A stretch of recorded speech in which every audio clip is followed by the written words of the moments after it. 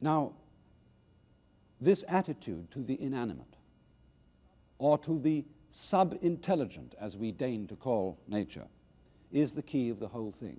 I remember a Western story which illustrates the same point very well. There was a competition in sculpture at the Chicago Art Institute some years ago, and the competition consisted in seeing what the students could do with a cubic foot of plaster of Paris.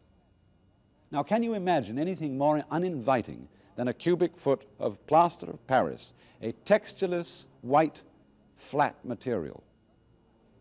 The person who won the competition looked at this object for a long time, utterly unable to decide what it wanted to be. So finally she picked it up and flung it on the floor, and this mashed it up and put all sorts of cracks through it and odd, jagged edges. Then she looked at it again. And now, because it had some texture to it, she could feel, she could look into it and see what that plaster block wanted to become.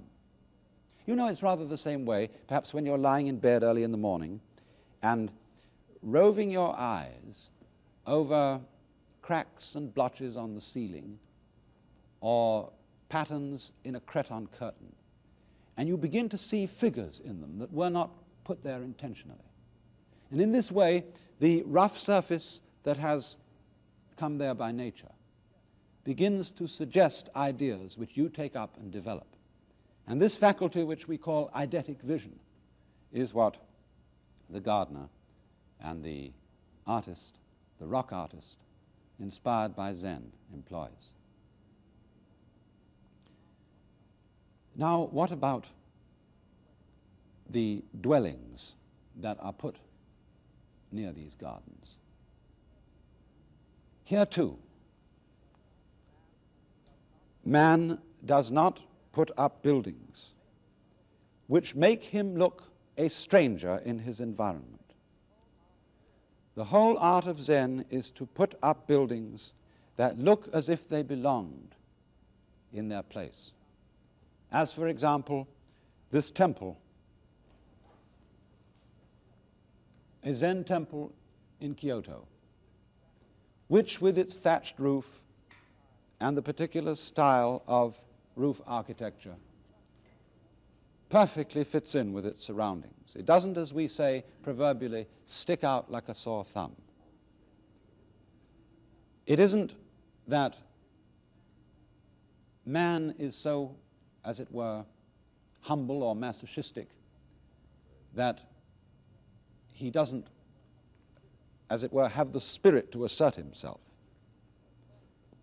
His assertion of himself is subtle, along the lines of human nature, and thus compare this temple with a stately temple of the West,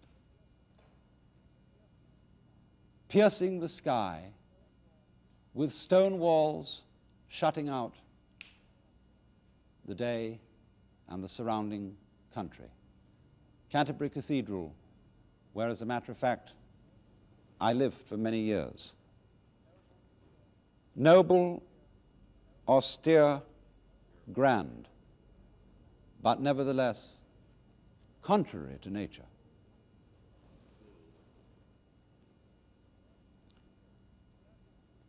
Here is the interior of a temple tea room, and I want you particularly to notice the marvelous use of emptiness in this kind of architecture.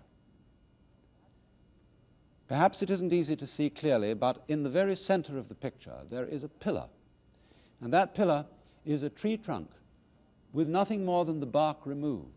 It has hardly been finished in any other way, so that the twist of the trunk and the grain are still there to be seen. And the feeling for emptiness that you find very prominently in this kind of architecture is also a major feature of Chinese and Japanese painting, as in this particular example, where you can see that the summer house and the pine tree at the bottom right are balanced against a vast area of space in the top of the picture and over to the left. Now, the point of this use of space is not that it's simply background. I mean, if you take a sheet of white paper and you draw a figure bang in the middle of it, The rest of the white paper simply serves as background. But space in Far Eastern painting and gardening is intended to be part of the composition. Not something as in this Ryoanji garden, which shows off the rocks, but together with the rocks constitutes the area. And this philosophy of space, again, is connected with Zen, because very often in Zen it is said, this universe of form is fundamentally emptiness, or all things come out of emptiness. And this doesn't mean a kind of philosophy of nihilism, but the idea that emptiness is creative. In just the same way, when a small boy is confronted with a vast white wall, he seems to be drawn irresistibly to take a piece of charcoal or something, or a crayon, and make marks on it. Nothing is more fertile than emptiness.